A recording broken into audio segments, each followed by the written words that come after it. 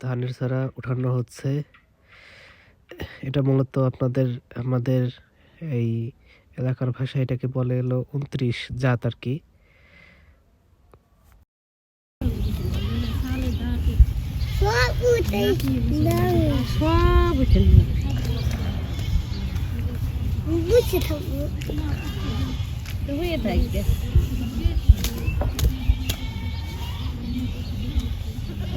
চাষের কাজও শেষ, মজা দেওয়া হয়েছে লাঙল দিয়ে, কিন্তু সমান হয় নাই। সব জায়গায় সমান হয় নাই, 100 সমান হয় নাই।